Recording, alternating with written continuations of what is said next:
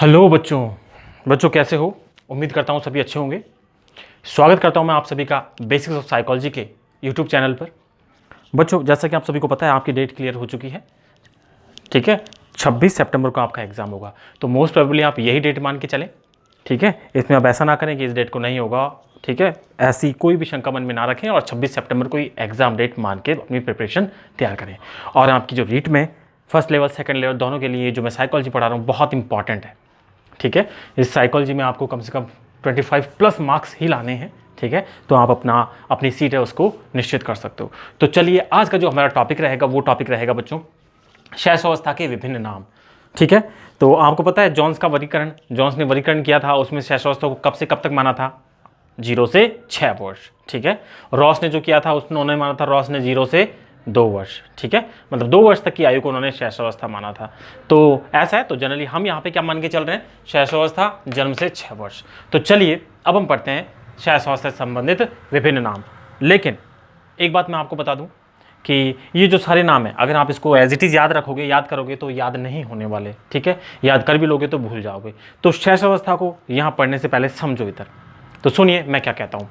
शैशवावस्था आपको पता है शिशु यानी 0 से 6 वर्ष का होता है, तो वो बहुत प्यारा लगता है हमें, ठीक है। प्यारा लगता है, हम उसके साथ कई सारा व्यवहार करते हैं, लेकिन साथ ही हमारे पेरेंट्स कहते हैं कि भाई ज़्यादा लाड नहीं करना, ऐसी चीज़ें मत सिखाओ। तो दूसरा कहने का मतलब ये है कि उससे हम ऐसा व्यवहार करते हैं ताकि वो अच्छा सीखे, ठीक है। उसमें नई नई चीज़ें, उसमें नई और अच्छी जो चीज़ें होती हैं वो सिखाने का प्रयास करते हैं, क्योंकि हमें मालूम है कि बड़ा होकर वो वैसा ही व्यवहार करेगा। तो मैं कहूँ कि बच्चे में कहीं ना कहीं 0 से 6 वर्ष का होता है, तब उसमें कहीं ना कहीं आदर्शों का निर्माण होता है, ठीक है। और वही व्यवहार जो 0 से 6 वर्ष का व्यवहार जो होता है, जो 0 से 6 वर्ष में सीखता है, वो कहीं ना कहीं उसके लाइफ लॉन्ग चलते हैं, ठीक है। कहीं ना कहीं उसके पूरे जीवन को प्रभावित करते हैं। तो आदर्श की दृष्टि से महत्वपूर्ण काल है ये बच्चों, है ना। आदर्श की दृष्टि से महत्वपूर्ण काल है। और जीवन के परिप्रेक्ष्य में देखें तो पूरे जीवन को अगर 0 से 6 वर्ष में देखा जाए तो यहाँ पे बच्चा जो भी सीखता है उनको जीवन में लाता है, इसलिए बहुत ही महत्वपूर्ण अवस्था होती है बच्चों। तो चलिए हम स्टार्ट करते हैं शैशवावस्था के विभिन्न नाम, ठीक है। पहले नाम की अगर बात करें तो जीवन का सबसे महत्वपूर्ण काल बच्चों, जैसा कि मैंने कहा है 0 से 6 वर्ष बहुत महत्वपूर्ण काल होता है। इसी टाइम बच्चा जो सीखता है जीवन पर्यंत वो चीज़ें उसके साथ चलती हैं। तो मुझे नहीं लगता कि इसे याद करने में आपको दिक्कत है। जीवन का सबसे महत्वपूर्ण काल कौन सा? 0 से 6 वर्ष। बच्चों किशोरावस्था से कंफ्यूज मत होना। किशोरावस्था में जो विशेषताएं होती हैं या जो उसके नाम है वो थोड़े से अलग है ना, तो इनसे कंफ्यूज मत होना। जीवन का सबसे महत्वपूर्ण काल की अगर बात करें, महत्वपूर्ण काल में उसका पूरा जीवन आ गया, तो यहाँ पे जो बच्चा सीखता है वो जीवन पर्यंत रहते हैं, इसलिए सबसे महत्वपूर्ण काल कौन सा है? शैशवावस्था। क्लियर? नहीं भूलोगे। चलिए दूसरे पॉइंट की बात करते हैं, भावी जीवन की आधारशिला। भावी जीवन की आधारशिला भी जैसा मैंने कहा उसका जीवन पूरे 0 से 6 वर्ष के समय पर निर्भर करता है उसने क्या सीखा। तो भावी जीवन की आधारशिला, कोई पूछे भावी जीवन की आधारशिला किसे कौन सी अवस्था को कहते हैं, तो डेफिनेटली शैशवावस्था को कहते हैं। यानी 0 से 6 वर्ष का समय जो होता है उसे कहते हैं शैशवा भावी जीवन की आधारशिला, ठीक है। क्लियर? ये भी याद करने में हमें कोई प्रॉब्लम नहीं है। तीसरा है सीखने का आदर्श काल, ठीक है। बच्चा जो व्यवहार जो सीखता है, कैसा व्यवहार करना है और भी कई सारी समाज में चीज़ें सीखता है, वो सीखने का उसका आदर्श काल होता है। बहुत सारी चीज़ें सीखता है, आपको पता है 0 से 6 वर्ष के बालक की बात क्या करें, कई सारे बालक जो होते हैं 3 वर्ष के ही बीप बोलने लग जाते हैं, ठीक है। यानी वो पूरी एक भाषा पे कमांड कर लेते हैं, और अपन बड़े होकर भी कई बार किसी लैंग्वेज को समझना बड़ा मुश्किल होता। तो ये जो टाइम होता है वो सीखने के लिए बहुत ही आदर्श काल होता है बच्चों, इसीलिए कहा गया इस अवस्था को सीखने का आदर्श काल। तो 0 से 6 वर्ष सीखने का आदर्श काल, ठीक है।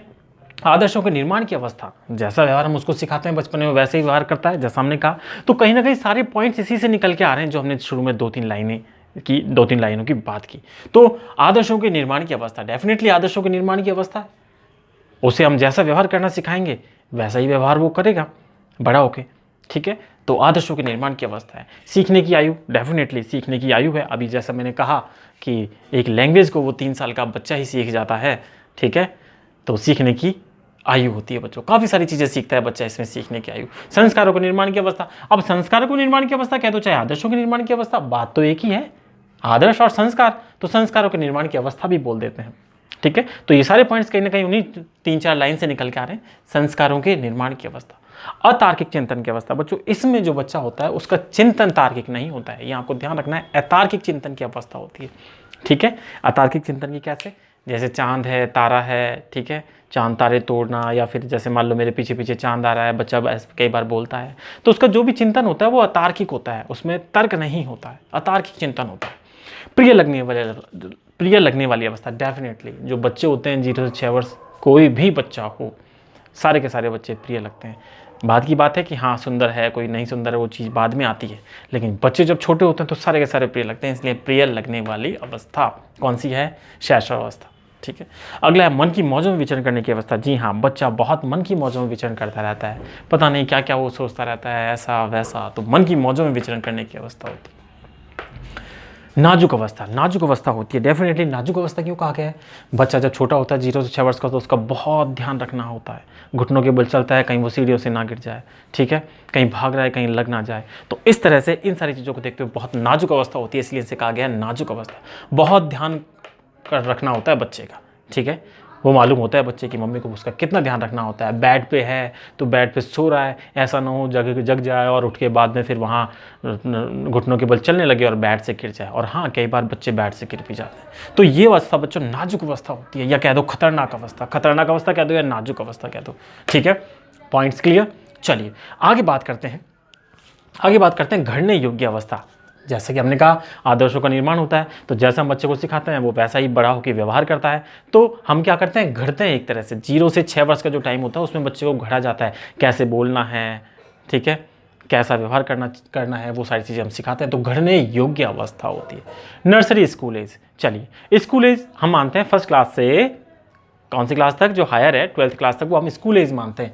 तो नर्सरी स्कूल एज होती है जो मैं कहूँ कि फर्स्ट क्लास से पहले की, ठीक है, जिसको हम बोलते हैं LKG UKG, ठीक है, तो उसे वो होती है नर्सरी स्कूल एज, ठीक है। तो नर्सरी स्कूल एज डेफिनेटली।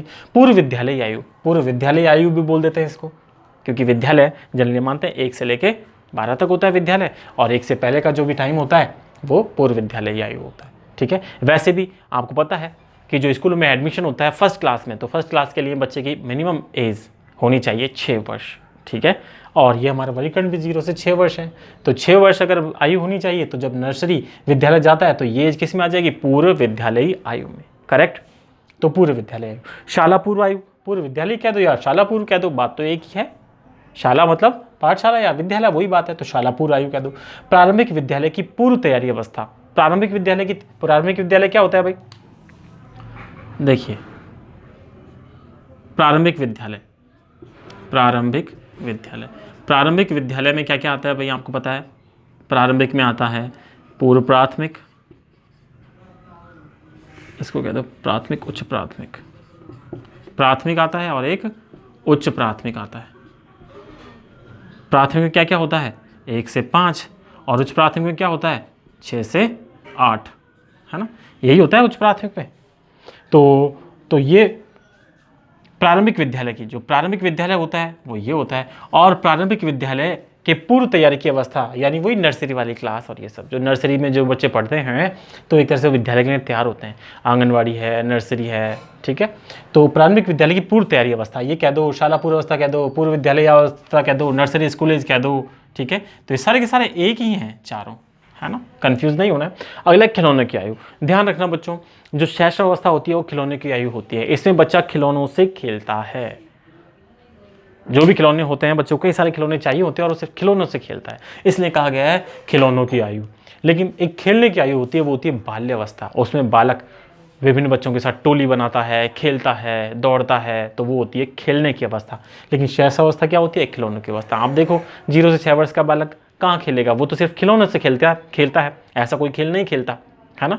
तो इसलिए कहा गया है खिलौनों की अवस्था। और दूसरा टोली पूर्व आयु, टोली कब बनती है, बाल्यावस्था में, जब बच्चे खेलते हैं, ठीक है, छुपम छुपाई खेल रहे हैं, रेसिंग खेल रहे हैं, या कई सारे ऐसे गेम्स खेलते हैं तो टोली बनाते हैं।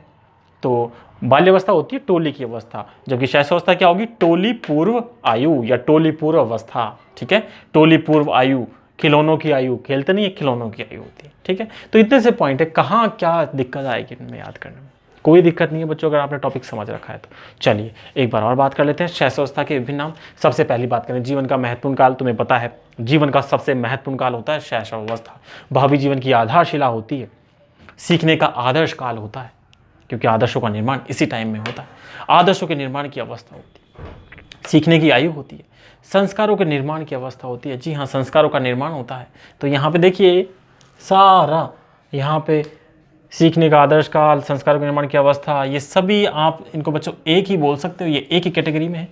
सबसे महत्वपूर्ण काल, संस्कारों का निर्माण। अरे महत्वपूर्ण क्या है, संस्कार ही निर्माण, संस्कार ही महत्वपूर्ण है।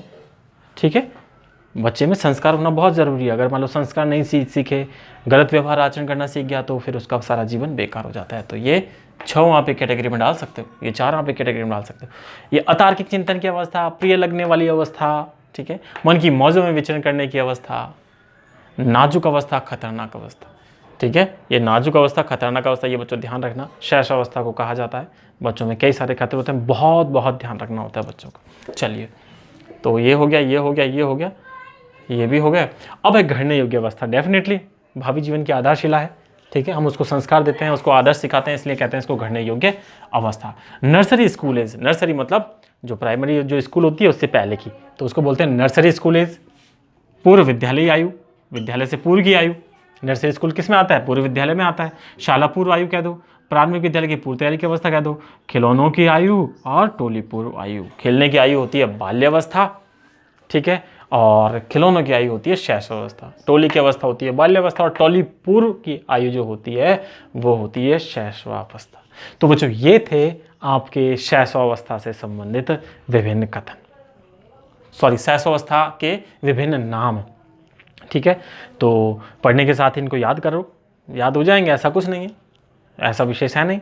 तो आपको ये वीडियो कैसा लगा कमेंट बॉक्स में ज़रूर कमेंट करें, और इसी तरह की वीडियोस पाने के लिए आप चैनल को सब्सक्राइब करें। मिलते हैं नेक्स्ट वीडियो में, तब तक के लिए जय हिंद।